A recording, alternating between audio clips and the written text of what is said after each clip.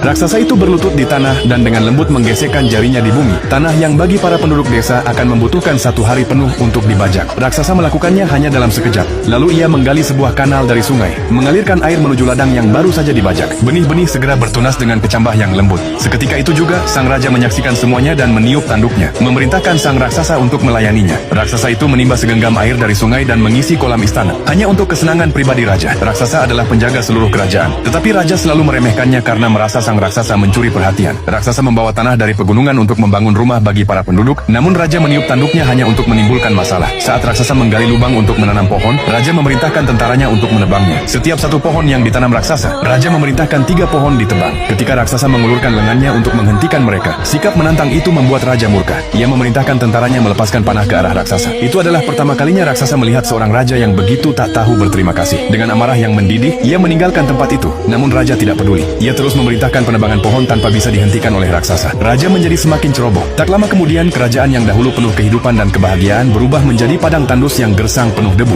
Untuk bertahan hidup, para penduduk desa tidak punya pilihan lain selain meninggalkan rumah mereka. Saat menjauh dari tempat yang telah mereka tinggali selama puluhan tahun dan menoleh ke belakang, raja akhirnya menyadari kesalahannya. Untuk menebus dosanya, ia memutuskan mencari raksasa dan membangun kembali kerajaan bersamanya. Ia mengikuti jejak kaki raksasa yang besar, berjalan tanpa henti melewati angin dan hujan, bahkan menahan hinaan dari anak-anak di sepanjang jalan. Ia melihat kerajaan-kerajaan lain penuh buah-buahan dan kedamaian, dan rasa iri itu hanya semakin menguatkan tekadnya untuk menemukan sang raksasa. Setelah melalui kesulitan yang tak terhitung, akhirnya ia melihat sosok yang dikenalnya dari kejauhan. Raksasa itu sedang menanam pohon pada saat itu juga. Tiba-tiba ia mendengar suara di belakangnya. Saat menoleh, ia melihat seorang lelaki tua lusuh berlutut di hadapannya. Raksasa itu bingung sampai sang raja mengeluarkan mahkota usangnya. Barulah ia mengenali lelaki kotor dan menua itu sebagai raja yang dulu sombong dan kejam. Sebenarnya raksasa tidak ingin ada urusan lagi dengannya, tetapi sang raja benar-benar telah berubah. Ia memohon kepada raksasa agar mau kembali bersamanya dan membangun kembali kerajaan itu bersama-sama. Namun tanpa sengaja, ia menginjak sebuah bunga kecil. Dengan hati yang hancur, ia mengangkat bunga itu dengan hati-hati. Raksasa menyaksikan pemandangan itu dan akhirnya kerutan di wajahnya melunak. Ia terkesima melihat betapa besar perubahan raja itu, lalu mengulurkan tangan raksasanya sebagai tanda damai, dan bersama-sama mereka kembali ke kerajaan lama. Sejak saat itu, keduanya membagi pekerjaan di antara mereka dan mulai membangun kembali rumah yang mereka cintai bersama.